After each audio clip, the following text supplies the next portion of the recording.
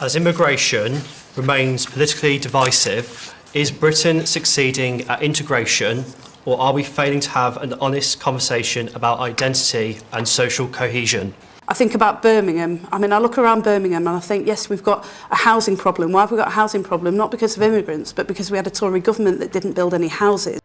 Look, the reality is, I do hear many people saying it feels like our country's becoming a hotel and it's not our home. And I am worried about particularly some of the sectarianism that we are seeing. So we still have a teacher and his family in Batley living in hiding because of what he was trying to teach his class. We still have girls going through FGM. We still have people doing forced marriage. We do have to deal with those issues because they are fundamentally not British. So we have to make sure that we are a welcoming country. We want people to come here and make a success of themselves. We want the wealth generators. People want to contribute to our communities. But however, they cannot bring with them cultural, and they are cultural behaviours that are completely anathema to the culture of Britain. Yeah, I think the gentleman's point that raised there about tolerance is something that we should all be, I'm very, very proud of in this country, that we are an incredibly inclusive, culturally rich, diverse, wonderful space where people have been able to grow, exist, and become incredibly, I suppose, connected together. And conversation and points and sentences that Robert Jenrick has made, it weakens social infrastructure. It's very unhelpful. It drives a narrative that is pushed through different party political gain for votes. It helps drive division. In a world where I generally think that immigration is constantly used by political parties for masking years and years of infrastructure to health, housing, employment, education. It is not the fault of immigration. It is the fault of poor spending. It is the fault of poor money management. And it's constantly used as this kind of battering tool where we are a culturally rich and very diverse country, and it's one that we should all be very, very proud of. And tolerance is something that we most definitely need to bring back. The Liberal Democrat on the panel said, "Multiculturalism is the basis for Britain and we all benefit from it." Those same views were repeated throughout the night by the rest of the panel. I will say it again. English culture and traditions, passed down through generations, are the true foundation this country is built on, not multiculturalism and not diversity. The less said about Lisa Nandy's usual speech, the better. She tends to give the same response every time these topics come up. But she also added something new during the discussion last night.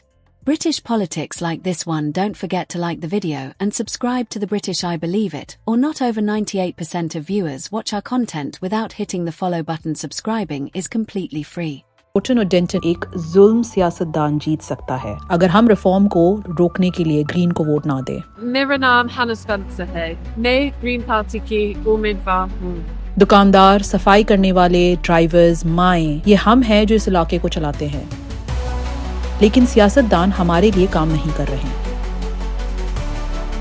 Bills बढ़ते जा रहे हैं, किराए हमें घरों से निकाल रहे हैं। Honest conversation, Esther. Yes, we are. This week we saw a major British political party put out a campaign ad in Urdu, the Green Party, for the Gorton and the Denton and Gorton by-election. And I think that encapsulates the extent to which integration and multiculturalism has failed in this country. I don't actually believe in multiculturalism. I believe in a multi-ethnic society. You can have successful multi-ethnic societies like you have in Singapore and other parts of the world, but you cannot have a multicultural society because someone's culture has to take precedence. And I think what it says about this by-election, that you have a major political party that's fanning the flames of sectarianism by putting out an ad in a language that 97% of people in this country do not speak, is just showing that they're happy to divide people on tribal and ethnic lines in order to push their political agenda. And you have to wonder, why should I pay taxes in a country and feel like I'm part of this community, and yet the people that I'm living with are happy to not even learn how to speak the basic language of the country, that's the language that's supposed to unify us as a country. And now you have political parties that are happy to say it's okay that you don't speak the language of the national country. You can live parallel lives like you are choosing to do, because our politicians haven't had a proper, sensible, adult conversation about integration in this country. And that is, we are supposed to just take that on the chin and say, actually, that's diversity being our strength. It's not a strength, it's a weakness. And this is not a right-wing talking point. In Denmark, for example, they've implemented anti-ghetto policy since 2018, which restricts funding for social housing where populations in certain areas are over 40% non-Western. And the idea behind that is to force physical integration of groups of people in the country, because that is what actually unifies a society. In Singapore, for example, you have actual ethnic quotas in each building, so people are forced to integrate. And the importance of that is that we do not live parallel lives alongside each other and call ourselves a country. That doesn't make us a country. We become an airport lounge where you have people from all different backgrounds, speaking different languages, going their own direction with no values bonding us, sharing a same geographic location. And I don't think that's the way that Britain wants to go. And I think it's horrifying that in a place like Manchester, that only a few months ago, 2 British Jews were murdered just for being Jews, this is happening, and I think that's unacceptable. So,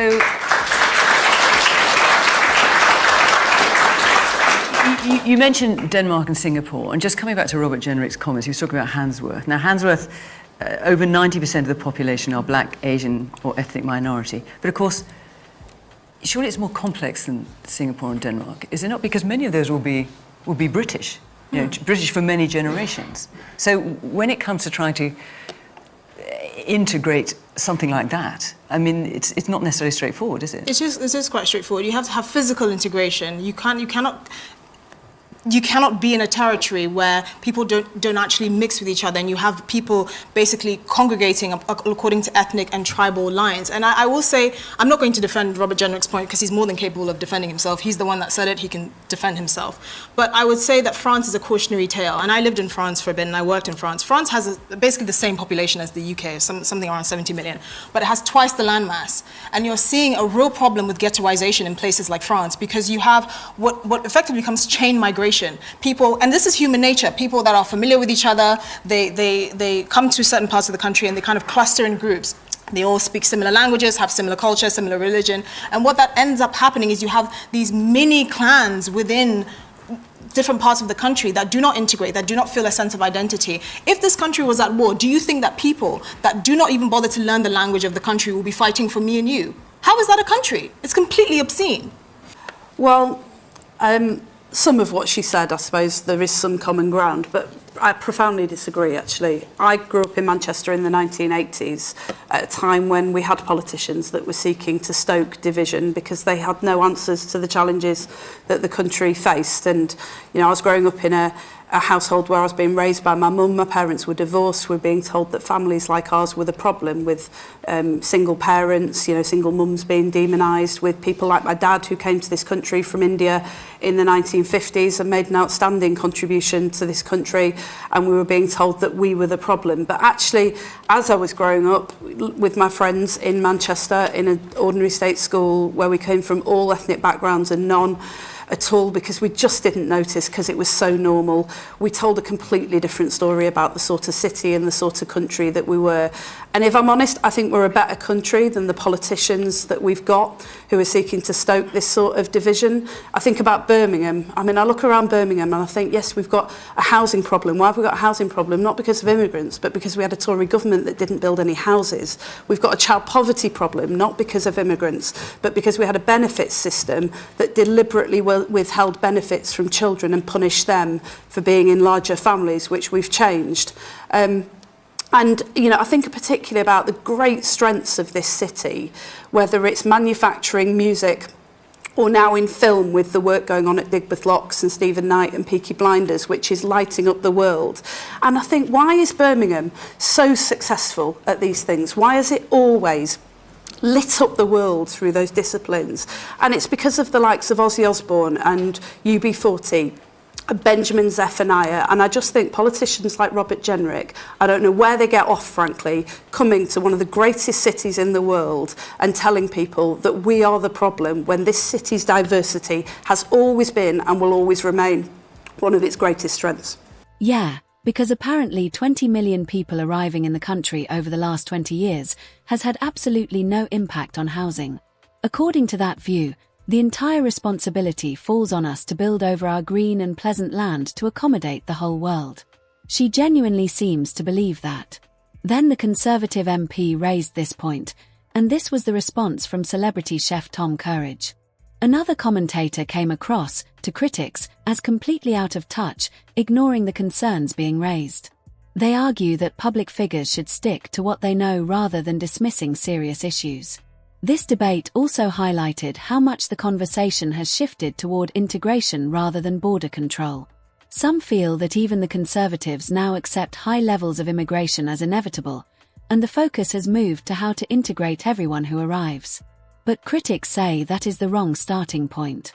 They believe not everyone will be willing to set aside deeply held cultural or religious beliefs, and that expecting smooth integration at very high numbers is unrealistic. From that perspective, the real issue is scale. Trying to integrate millions of people while migration remains high is seen as creating avoidable pressure on communities. Supporters of tighter controls argue it would be better to reduce numbers first, rather than constantly trying to manage the consequences. Esther Kraku also argued that the Green Party leaned heavily on identity-based campaigning during the election, including producing material in Urdu, which critics say reinforces division rather than unity. Wow. Just wow. People really need to wake up, and quickly.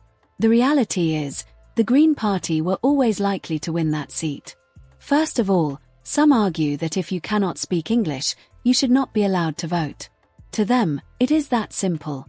They also find it hard to accept the idea that someone who has just moved here, cannot speak a word of English, but holds a British passport, is automatically considered just as British as everyone else.